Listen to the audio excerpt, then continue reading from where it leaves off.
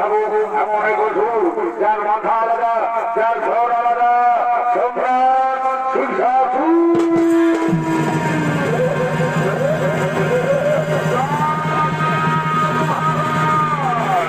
এই তো এসে গেছি।